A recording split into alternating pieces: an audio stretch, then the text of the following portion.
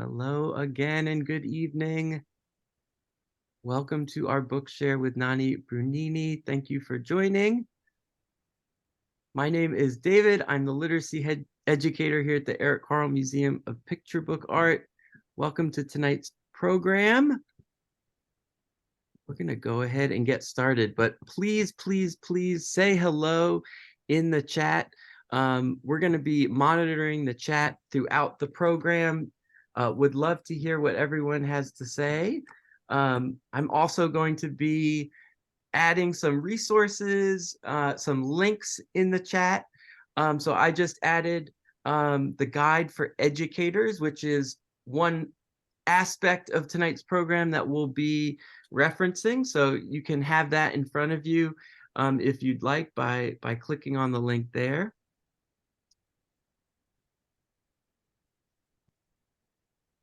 Oh, great. Hello, Kim. We've got folks joining from Canada. Awesome. People who are already familiar with Disagreement, which is the wonderful new book that we're going to be talking about this evening and learning about from Nani. Excellent. So joining me this evening, we have Yael Burstein, the founder of Tapioca Stories, a New York-based publishing house that introduces readers to really incredible picture books from Latin America, books that are originally published in Spanish, Portuguese, and then put out in English through Tapioca Stories. It's an incredible press. Thank you, Yael, for joining. Thank you, David. Thank you. Thank you everyone here to joining us. And again, we're really excited for an especially beautiful book that Tapioca Stories and Yael just published this year called Disagreement, which was originally published in 2021 in Portuguese. And yes, Yael is holding it up. We'll have lots of images of the book as we move through the evening, but for those of you who have seen the book or have it, feel free to have it open and with you this evening. Great to see other folks in the chat. Hello, everyone. So this book, gosh, it's a really amazing, timely book. I don't want to give too much away, but it's a wordless book and I love wordless books. We're going to talk a lot about wordless books and why we love them tonight. It's a wordless book that is really about an argument that kind of gets out of control and turns into a shouting match where no one's really listening to one another. It's more about who can shout the loudest. And we've all been in those situations. We live in a very polarized world right now where it's really hard for folks to find common ground. So in this book, that argument kind of explodes and the characters kind of get swallowed up by this creation of argument that they've made and have to find a way out. So this is a really beautiful book, all about conflict and the importance of finding that common ground, creating dialogue. So a great book obviously for kids, for parents, for educators. We're really lucky to have with us the creator of this beautiful book. Nani Brunini is with us all the way from Brazil. Hi, Nani. Oh, I'm actually in Portugal. You're in Portugal. Okay. I'm in Portugal. I'm Brazilian, living in Portugal, living in Lisbon. Thank you so much for joining us this evening. So Nani is an incredibly talented designer and artist, and Disagreement is her debut picture book. So I'm going to hand it over to you, Nani. Thank you again for being with us. Thank you. It's a big pleasure. Dream come true to be here. So I'm starting my presentation, right? you should be able to do that whenever you're ready, Nani. Let me, okay.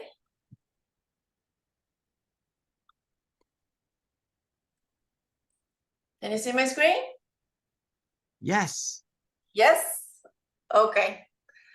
So I'll be talking about the making of Disagreement, how it all started, what influenced me, and etc. So actually, this is one of my first pictures that I made. It's not in the book, but it's the image that I made still in the draft phase that was like, okay, this is the mood, this is what I want to show. And it has some of the characters and the fight. So how did it all start? And that's actually how the book starts. It starts by this conversation that you really don't know what they're talking about, where they're from. It started with a course, an illustration course that I was doing here in Lisbon with some really artists, like my teachers were artists that I really admire. And one of them was André Letria, who is the editor of Patológico, who is really cool publishing house here. And our task was to make a silent book. So a book with no texts, and it could be about anything. So it was from the start a silent book. A lot of people ask me like, why was it a silent book? It started like that. So my idea was to play with the concept of okay, if it's a silent book, is a book with no texts. So what would a very noisy, a very messy, noisy silent book look like? So that's what I started to play with. And here's some of like, I think my first storyboard. I just thought of like some characters fighting and making a lot of noise using the gutter of the book. But it was about noise. It was like a shouting match. And it was fun, but I thought that the book needed, like, what are they really shouting about? So I thought the book needed some substance. And I looked, so that's really when it becomes from noise to disagreement. So the thing was that, is this show? Oh no, wait. The thing was that I wrote this the story. I created the book in like end of 19 to 20. So exactly when there was a pandemic and great craziness on politics in Brazil and the US, which is the country that I had just left. Well, there was Brexit, so that, like a big can you guys see the whole image? You can, right? Oops, here. Okay. Yes, it's great. Yeah. No, I was just wondering if the images were all over the slide, but it's fine. So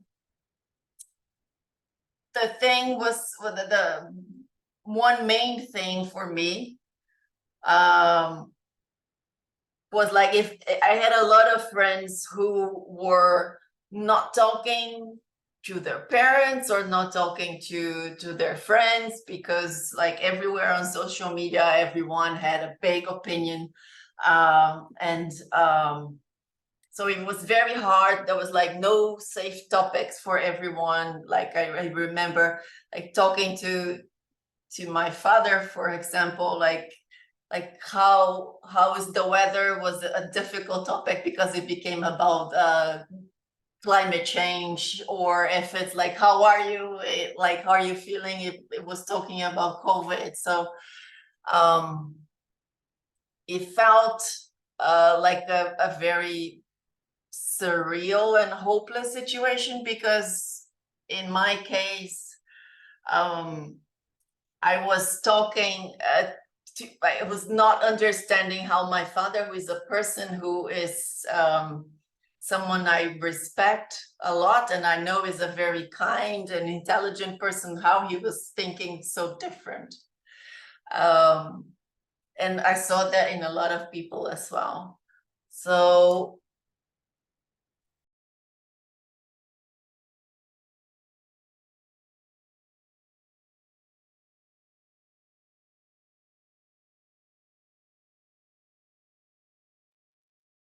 But Nani, I think we can't hear you. Somehow you got muted.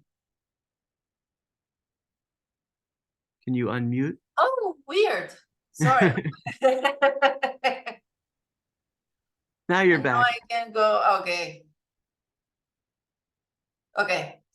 So I went back because I wanted to say that, like, I knew how the story was, I was going to do about this, about polarization and this big shouting match that people were having, like a lot of people just showing their opinions. There were a lot of many monologues instead of dialogue. But I didn't know how to finish the book. And it was like, it was very, I was very like gloom and doom. Like I thought like, oh my God, I'm gonna have to, like, nothing is gonna help. Like they're all gonna be, I couldn't see any good ending for it. But I studied a lot of about empathy. I heard so many podcasts, which, by the way, I have a link here to. I made like a playlist of podcasts that really helped me. I read a lot about it, and actually, this picture is a conversation that I had with my father, who was my main like antagonist, let's say, at the time. And he and we together, actually, that's kind of a Hollywood happy ending. We actually, he helped me get to the end. So we went more into, like, we didn't go on who is right or who is wrong, but it was more about like how could people learn, how could people talk and disagree at the same time. So the two of us, like, he helped me find a way there. So now I had a story, and I wrote here some of the main takeaways from my research, and they were the structure of how I got into it. That this is another storyboard, like a lot had changed, but I just put it there so for reference. And so the main one was that how you disagree is way more important than what people are fighting about in a way. So being a silent book, a book that I don't have to put any texts, it was like a blessing in disguise almost, because I could show in a more abstract way this fight happening. And also very, very important, the parts of which seems very simple, but to me it was difficult. It was like, don't give up on relationships that matter, because there was sometimes that I couldn't. It was so difficult, so strange, and so surreal, the situation. But you have always to learn, you have always to remember what are the shared and the common values that you have. Yeah, so I try to make it in a nutshell what I learned. So how should I tell that story? I put here some of mine. I have them here.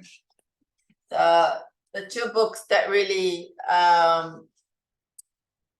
helped me in the concept of the book.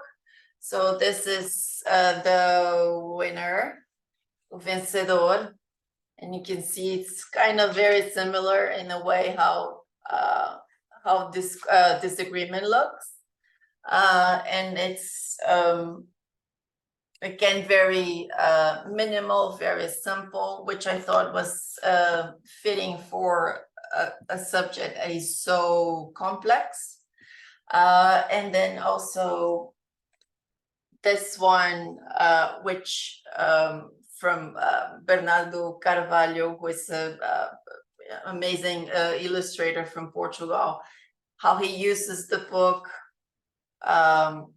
as, I don't know if you guys know about this one, but like how he uses the book like the gutter and as an object as well. So it was really important. And also important was, so I went back to my childhood references. Pink Panther was a big one for me. Not only I loved it as a kid, but it was a great example of how you can make something very simple, very conceptual, and still fun. And here I just put an example of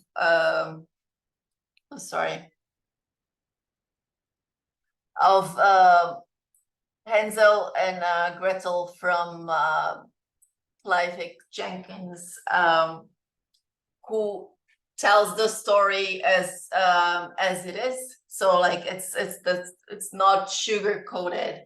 It's a more like how the story was supposed to be, which is something that I like, and it is something that I was thinking for the ending of Disagreement. And which I was finally happy with, and that's the final page, in which you see the people not really, like, they leave the terrible situation that they were in, which was being inside the belly of the monster, and but still when they leave, like the world is different. So like it's not as easy as it was before. Like it's still like the monster a bit here, and some of them they still keep their opinions in a way, but some of them changed a little. So I didn't want everything to be like, okay, they all agreed and they were happy after, or no, they didn't talk to each other. So I tried to do something more balanced and what felt more realistic to me. And here, like to remind that like there's some people that just like to disagree, and that's it. Okay. So another challenge, like actually the biggest challenge for me with this the silent book, was to show emotion without writing anything. And I decided to go through very abstract speech bubbles. I didn't want to put any iconography, anything that would remind like a specific topic, because of what I had learned, that it's like the how you speak is more important than what you're fighting about. And then here, so I went to some, so music helped me a lot into finding how they would look like and how those speeches would be.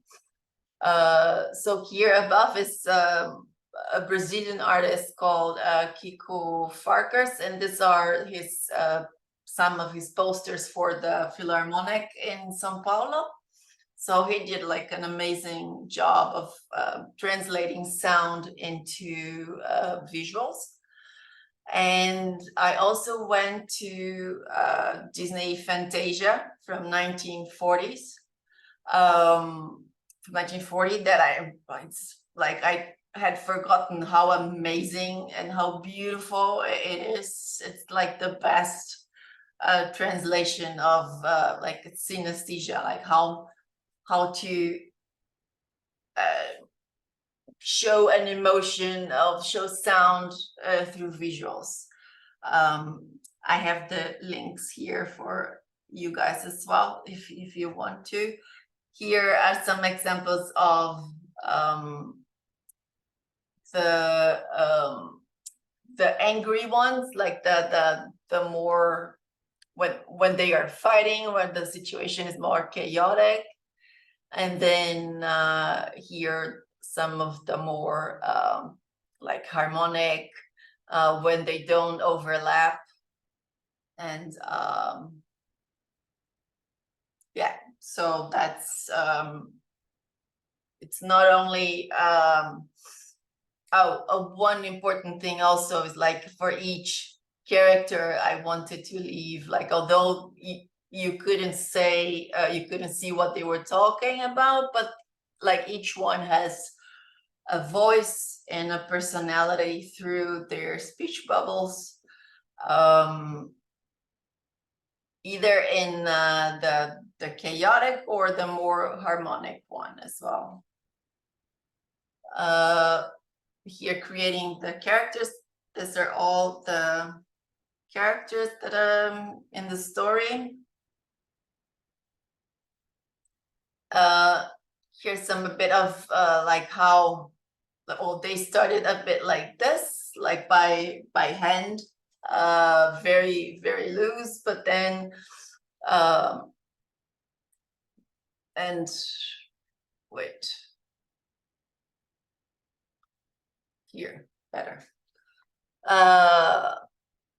very loose, and then I thought that I had to make them very different from each other, and then they're yeah, I gave little names for them so that I could remember. Sometimes it was difficult. There were a lot of characters in there. And then also, for example, I had to think of how they would look in the light and then also in the dark. This is Alexander Girard, which were some of the like a reference for me of very simple design, especially like something very simple, just but still showing emotion through their face. And then here's this more like a pose and gestures. Let me see more. So this is a bit of the evolution of how the speech bubbles went through. So it started, this is actually some notes that I made while I was watching someone talk at the conference at SCBWI in New York in 2015, and I knew that I wanted to use that someday. And it went through this before even the book started. It went like I had the characters more or less, and then when I decided I didn't want anything written, it became that little two bubbles like I showed. And this is the one that was like, okay, so this is more what I'm looking for. But still here they have like different tones of orange, different tones of blue. And I decided to go for 2, which would be less complicated. And this is some of my studies for the bubbles. These were the angry ones, and these were the happier ones. And again, classical music helped me a lot. All right, so the book was finished, and how the book was received. Really surprising and something really really cool is like the book Disagreement is now translated into 8 languages, which is funny for a book that has no text. Like the only thing that it's translated is the title mainly. But it's very interesting to me because also it received some recognition in different, like in Bologna, Frankfurt, like the White Ravens, Ponceda, which is a Spanish award, the Society of Illustrators in New York, Big, which is from Portugal, and Tatulu, which is something that's going to happen next year. The book is going to be shown in schools in France. It's going to be shown in distributed in schools in Brazil too. So, but it shows that it's that phenomenon of polarization and actually just not polarization, but like disagreements is something that is very international, something very very I don't know, like a hot topic in a way, and that's not only amazing to see all that, but it feels good to see that it's that people understand, like something that I was striving for, like I was looking for, is to make the book as universal and timeless as I could make.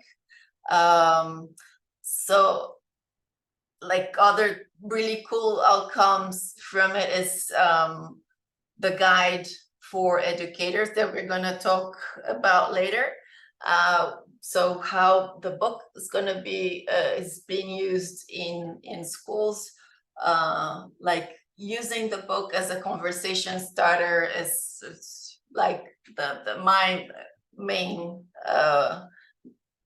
it's like my main goal in a way. So, and it has, sorry, thank you again, Bella. It's it's so it's been used in workshops. Like this is a photo from Joanna, who helped us write the guide for educators.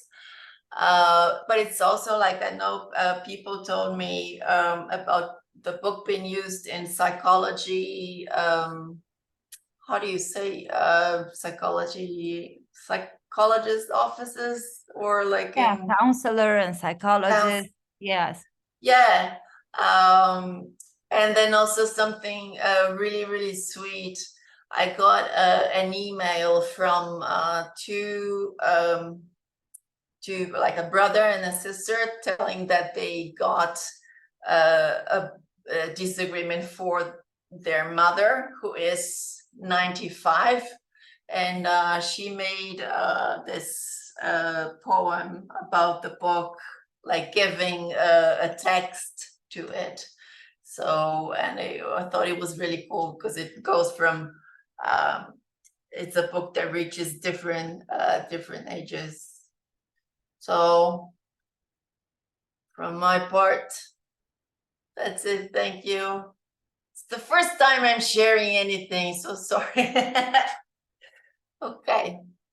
Oh, thank you. Thank you, Nani. That was wonderful. And we've got some great conversations happening in the chat too. Just again, to your point, Nani, about how this topic and this book can apply to readers across ages, across languages, across disciplines. You know, so many of us, someone in the chat is saying that so many of us in schools are focused on social emotional learning, right? That's especially true for those 0 to 5 and preschoolers who I work with so often. But of course, that's part of learning. It never stops, right? Yeah. Like you were looking for this word before, Nani, and I think about like why this topic of disagreement applies to everyone, because it's just human, right? This Yes. is part of all of our lives on so many different levels. So, and again, I think that's why the wordless format works so well for this topic, right? Because it's leaving, and it's so generous of you, I think, and of wordless picture book creators, right, to trust us as readers to interpret and to make meaning and to help tell that story with you. So, you know, as a reader, I'm really appreciative of wordless books. I'm a huge fan. I heard also stories like when like the parents would know some things that the kids didn't tell them, and then when you ask them, okay, so what are they fighting about, and they end up telling you stories that like you didn't know that they were bothered about. So it's because you can fight about anything, and depending on how old you are. So yeah, so I got stories like that as well. I always say that is the loudest wordless book ever made, Nani. Yeah. Good, achieved. Loudest silent, yeah. The Guinness book. Yeah, that's great. And it's so wonderful to hear how you thought through that, how to convey sound through a wordless book, and the incredible use of those speech bubbles that contain so much emotion, that contain so much meaning, right? Without really being, first of all, text, and being abstract to some extent as artwork. And again, just a lot of comments in the chat about how excited we are as readers to share this with other people, with maybe with school administrators, you know, with kids. There are some questions, and we'll get to this a little later, I think, but even thinking about what age do we imagine sharing a book like this with? Which I think is a wonderful question that we'll get to. And again, personally, I love wordless books like Disagreement because I feel like they are so accessible across ages, right? Because I from the agree. moment we're born, we're starting to make meaning with our eyes, right? Before we're decoding text, or making meaning of those words, we are reading the world. So I say that there's no age too young to really look and talk about a wordless book. But also amazing, again, as Nani pointed out, to see that this book has been translated again and again, and it's the title that gets Just the translated. title. Believe us, Right? it takes a while to get just the title translated. It's not That's a right. small And task. I don't know, Yael, if you want to speak to that a little bit, because again, I think it speaks powerfully to the form of the wordless book being able to reach not only across age but across language. Yes. Right, we can read this book across languages aside from that title, right? It's so open. But I don't know if you, Nani, or Yael want to talk about what it was like trying to translate this one word in the wordless book, because it does so much, right? Disagreement. Yes. And it's interesting because we're talking English, but English in every country is different. And actually, we all have, like, between me, Nani, and the Portuguese editor, we were actually arguing about what the title, because it could be, there is a word discord, right? But discord here in US, it's not so used. There is also an app. There were a million of reasons that I really believe it didn't work. So the disagreement was what represents really the discordia, the original word in here that people will get. But back to the topic of the wordless book, like one of the reasons that I completely fall in love with this book is how much power have a book that is wordless and talk about a topic that we use mainly with words. So I think this is fascinating, and being wordless give all the space that David was mentioning, that we can lead to so many different conversations. So thank you, Nani.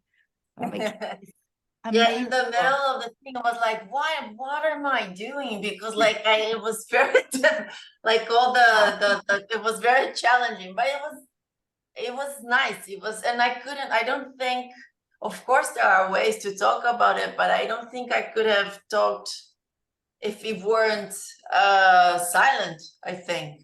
Right. Like it would be more difficult, I think. And it was like a blessing in disguise, I think. Yeah, no, I think it's amazing because without words, you can see the mood of the people. You can see even how loud they are being. Yeah. And there is so much more. And that's also the power of visual narrative, that it's so amazing. So it's really fascinating. And it's also funny, like how some of the choices I made, because I wanted, like, another impossible task that I made myself was to make it universal and timeless, which is impossible. Like if you choose a color, if you choose like a certain gesture, or it's like it's already saying something. But so far it's been like the only complaint I have from readers, especially the kids, is like why I left the horse. But it's Horse. Oh, yeah, the poor horse. And I have no yeah. it's interesting. But that shows empathy too. Like, I think that's Yeah, something interesting about the picture books and wordless book, and a book that you can read over all ages, that we get different insights from, like, things that you don't imagine that you will get. and things that I didn't plan. I things that I didn't plan. Like I chose, so I had to choose one character to leave the noise and to think about it, how like to use the words. And so he is the guy who knows knows how to mold his words and turns into a horse. And I picked, like I had to pick one, and I picked that one because of the dog or something. But later I found out, like I realized that was the guy with the biggest ear. So he was the one who was listening more. So, and it was like by chance. There was another one, like I drew like a dove, like a bird, and then my niece was like, "Oh, you made something like a piece, like a peace dove or something." And it was, yeah, that's the horse. And then when he explains, when he explains how to use the words to the other ones, he makes a bird, and then like, yeah, Like, yeah, the another page actually, when they find out, when he explains to them, and there's also, I don't know, it doesn't translate so much, I think, in English, but like the why I chose a balloon, that they leave in a balloon. In Portuguese, like the speech bubbles are called speech balloons. So there was also that play of with the word. Like there's a lot of metaphors. I like the kinds of books that you find things later, like, oh yeah, this is because of that. So yeah. And I agree. I mean, I've spent some time with this book. I've read it multiple times, and I agree totally, Nani, that that's another great thing about wordless books like this, is that you can come back to it again and again and again. And even as a single reader, you can read it differently, right? You can disagree with yourself. You can have, different readings across time.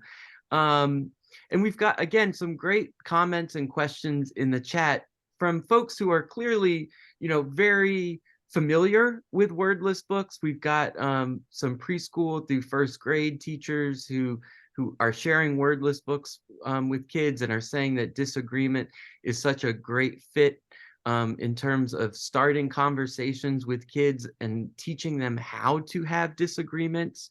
So I just wanted to quickly, again, highlight one of the beautiful things that it sounds like came out of this book that you mentioned before, Nani, which is the guide for educators that you worked on with Yael and Tapioca Stories, and with a children's consultant and philosopher, Joanna Rita Sousa. And again, as an educator myself, I really love this as a supplement to the book, because, for those of us who maybe haven't read this book before, or who might not feel totally comfortable reading wordless books, especially a wordless book about such a, challenging topic, like arguing with other people, right? There are some really great tips. And I just wanted, again, for those educators, caregivers out there who are joining us and thinking about not only loving to read this book on their own, but sharing it with others in their lives across ages, but especially with young folks. Some great tips about how to read this book and any wordless book. Just, again, the importance of slowing down when we're reading with kids and giving them time to process the visual narrative and really look closely.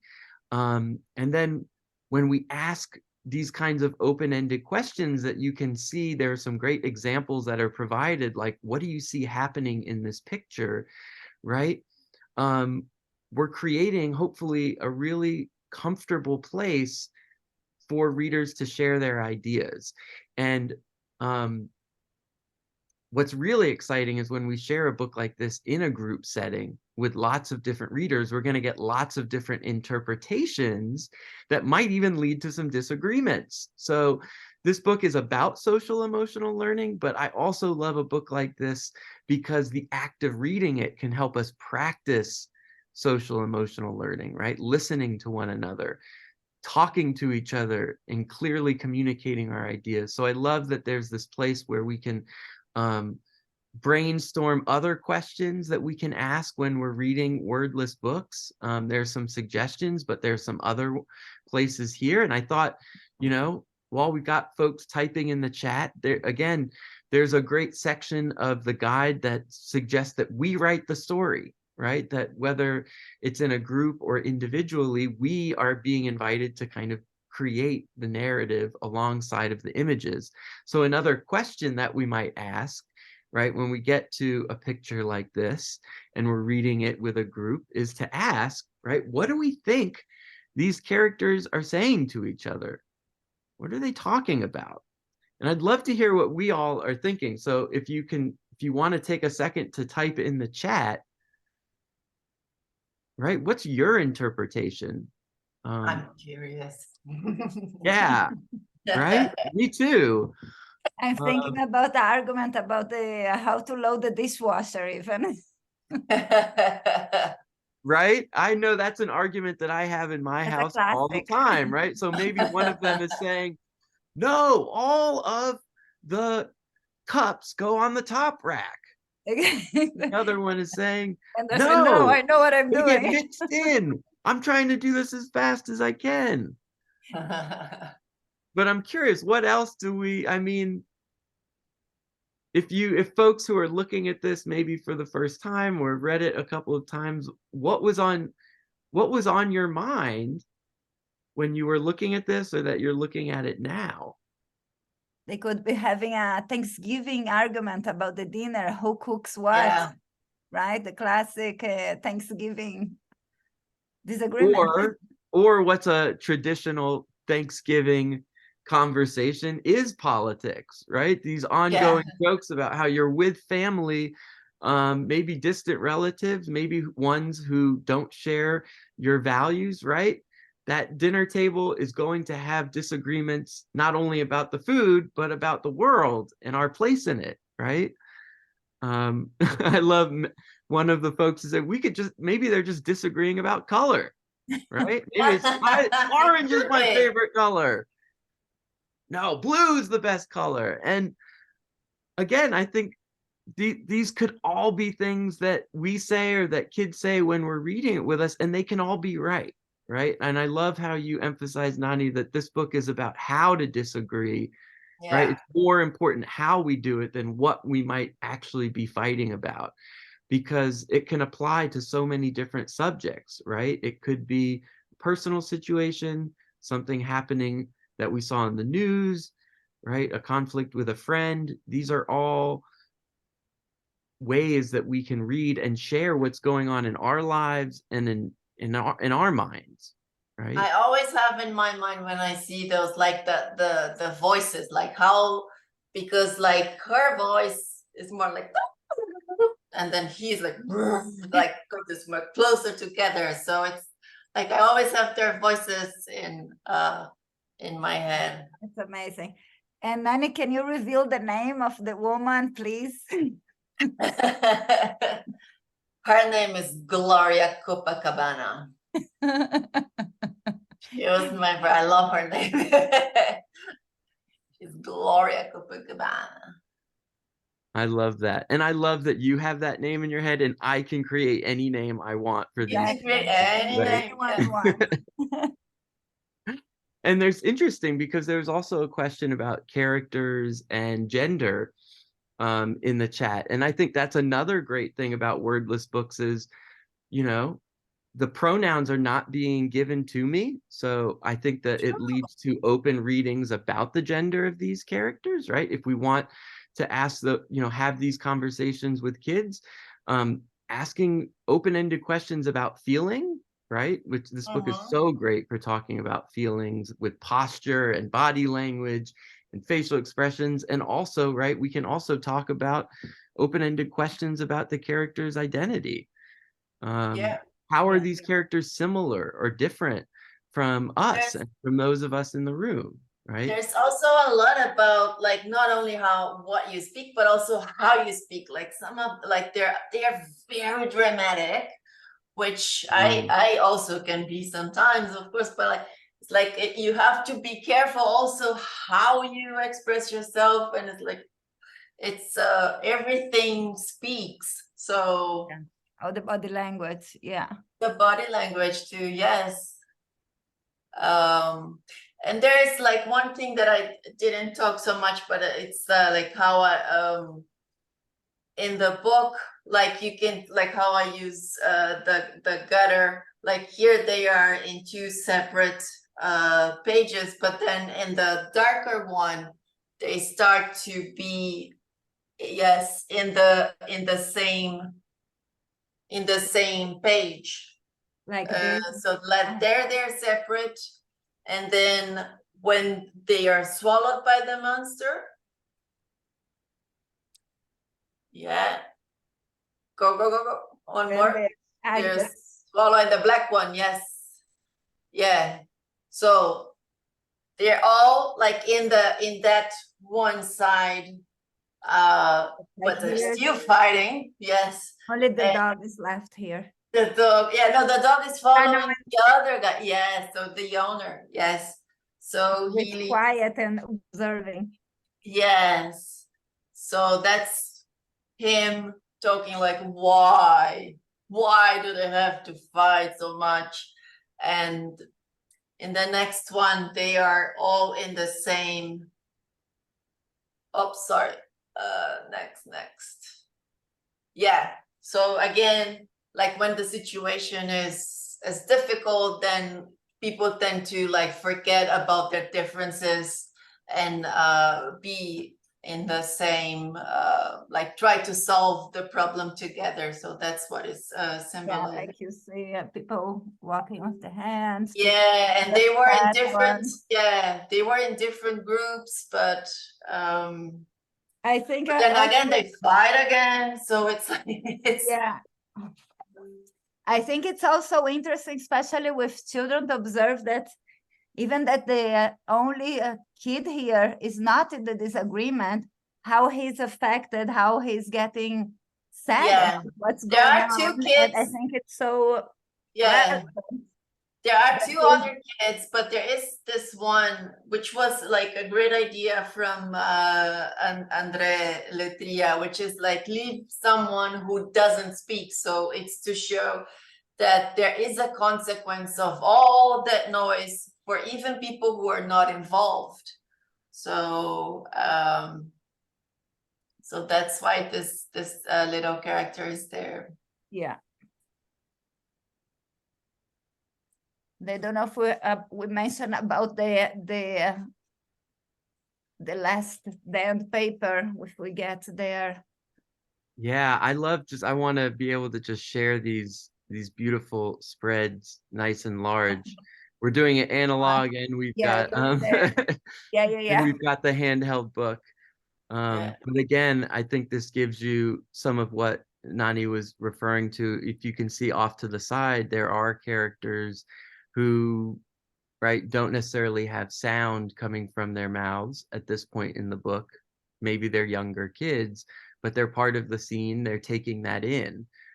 Those kids end up like the only one that doesn't speak is the one on the bottom. The other two, they do. In the next one, they're shouting as well. Right. And just again, because you mentioned, I love that metaphor. I've never heard of the speech bubble as the speech balloon.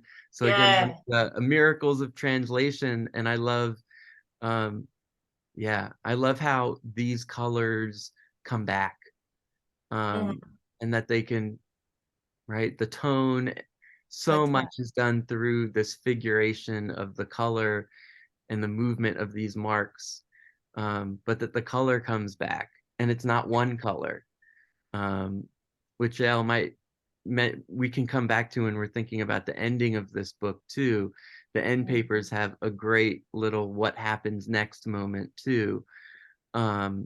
But I wanted to quickly just again point out the teacher's guide, because we've talked about some of the ways in which we can engage kids in conversations about this story and about disagreement while we're reading the book. And another thing I love about the educator's guide are all of the activities that, invite kids to think of themselves as storytellers, as artists that are multi-sensory, to continue this storytelling after the book. So there's this great speech bubble activity with some handouts that you can print and give to the kids too, where you're kind of inviting the kids to have this argument across these characters, potentially just using their names and thinking about how their names are taking up space. And I was wondering, Nani, if you wanted to share a little bit more about how this chaos and harmony activity played out with these examples that you shared.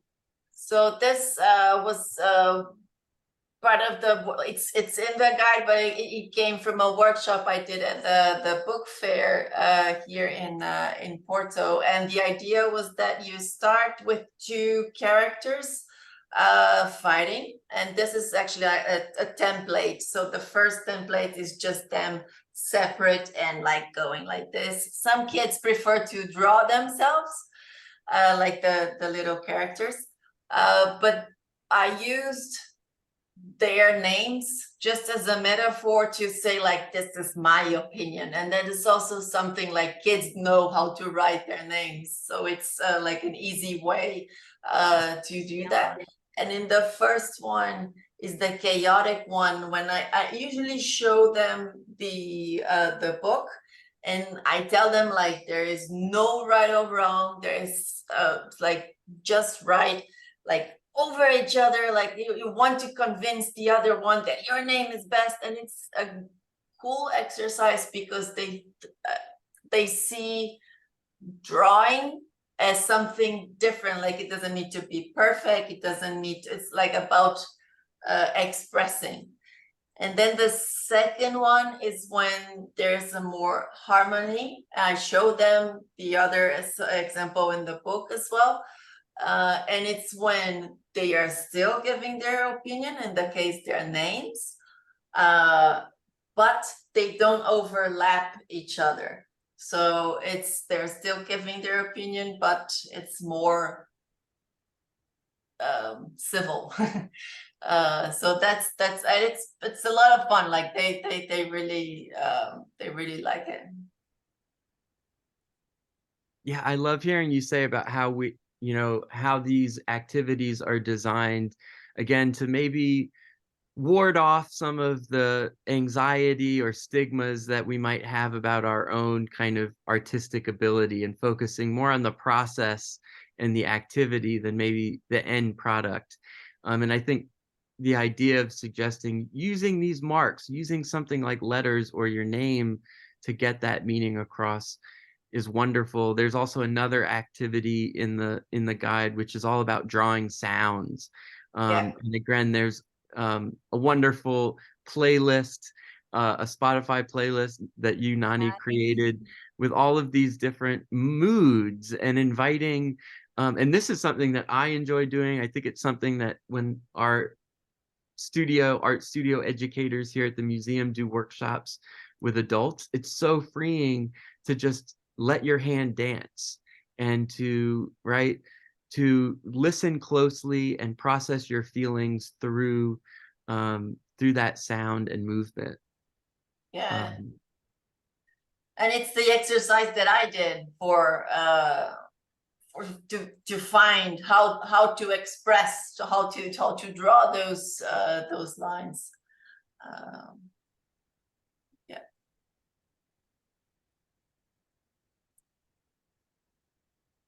Well, I feel like, again, it's the loudest wordless book in the world, and this could probably be the longest book share about a wordless book. But I did want to just touch on one more part of the educator's guide that I really appreciate, which again are these pocket questions about disagreement. And recognizing that this book is just one of an endless number of opportunities that we have to start conversations about disagreement, and about how we communicate in productive ways with one another across settings.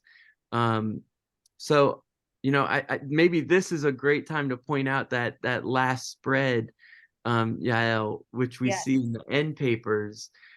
So I'm gonna spotlight you there, but these are the last spreads on the book, and I don't know, Yael, I have my own interpretation as a reader. I think it's showing small. I can see it's small. Wait, should I do? Oh yeah, no, yes, yeah. So what is your interpretation, David? Now I don't want to share it because I don't want to give it away, but or limit other people's interpretations. But again, I mean, I love that. So this balloon lands, and then we have those two characters that we see at the beginning, in close proximity, still kind of getting out, and they're still using different colors to talk. And I don't know what they're talking about, right? And we see some different colors on the other side as well. So these are the end papers. There's a question in the chat. So the end papers are actually kind of continuing the story It's at kind the of end. use all the space, and like she still Yeah. message here at the end, which is, should I So reveal my interpretation? Yes, yeah, yes. it's the conversation continues, right? Like Exactly. The conversation continues and we all can disagree. If we do it properly, it can come out good things if we have different ideas. So I think it's beautiful to end like that, and it's really that is the end paper, and it's continuous because we always will have disagreements, want it or not, right? So how to Actually make it good to have disagreements. yeah. How else do we do we communicate? And yeah, you sent this with me and I love it. I think this was from a review of Disagreement from YA and Kids Book Central. I'm just going to read it. Yeah. Disagreement by Nani Brunini doesn't use words, but this lends quite a powerful punch to the story. People have to find their way back together, to find a way to be peaceful and understanding, even empathetic, even if they do disagree. While this takes time and attention to the matter, the book shows that it isn't impossible if only people give it a chance. So I love that quote, and a really great reading, I think, of the book. And we're really excited. Again, one of the wonderful things about this book is that it doesn't end, right? No book really ends, but especially a wordless book, right? Because we can continue to come back to it. And all of us here are so curious about how you're reading this. So Tapioca Stories has this wonderful hashtag, let's disagree, right? We can disagree. So we would love to hear about your experiences with the book, using the guide, any ideas that you have, or trying out in your own reading or shared reading with kids.